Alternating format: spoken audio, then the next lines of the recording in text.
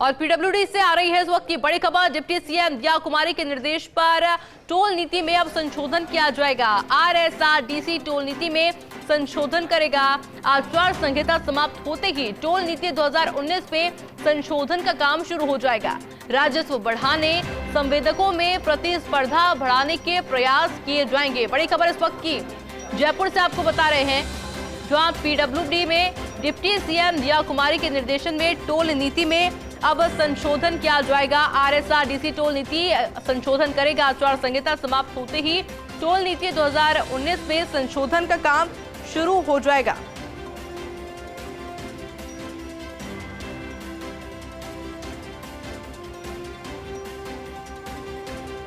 और देखिए, राजस्व बढ़ाने और संवेदकों में प्रतिस्पर्धा बढ़ाने के प्रयास भी इस दौरान किए जाएंगे।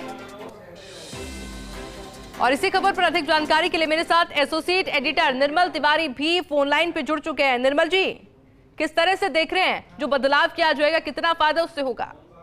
देखिए आयुषी, जिस तरह से पिछले दिनों का जो घटनाक्रम हुआ है, खासकर आरएसआरटी को लेकर के, जब एसीबी ने वहां पर कुछ अधिकारियों के खिलाफ कार्रवाई की, तो उसके बाद से ये तय हो गया था कि कहीं ना कहीं टोल नीति में जरूर कुछ खामियां ऐसी दिखाई दे रही हैं जिनको दुरुस्त करने की जरूरत है। संभवतः इसी कारण से पीडब्ल्यूडी की तरफ से कोशिश की जा रही है कि आरएसआरटीसी की नई जो टोल नीति है उसमें संशोधन किया जाए और नई टोल नीति का प्रारूप सामने लाया जाए जो ज्यादा पारदर्शी और ज्यादा कह सकते हैं कि प्रतिस्पर्धी भी हो, क्योंकि संवेदकों में ज्यादा प्रतिस्पर्धा होगी तो राजस्व भी ज्यादा मिलेगा। तो ऐसे में सूबे की जो उप मुख्यमंत्री हैं दिया कुमारी, जो पीडब्ल्यूडी मंत्री भी हैं, उनके निर्देश पर नई टोल नीति को लेकर के उसमें संशोधन का जो काम है वो शुरू हो गया है। उम्मीद की जा रही है कि जो वर्ष 2019 के अंदर जो टोल नीति आई थी, उस टोल नीति को समाप्त, आचार संहिता समाप्त होने के बाद उस टोल नीति में संशोधन का जो काम है उसको शुरू कर दिया गया है। और संशोधन होने के तुरंत बाद इसका जो तखमीना है उसका अप्रूवल पहले तो उप मुख्यमंत्री दिया कुमारी से दिया जाएगा, उसके बाद मुख्यमंत्री तक भी उसके अनुमोदन के लिए फाइल को भेजा जाएगा और अनुमोदन के बाद जो संशोधित टोल नीति है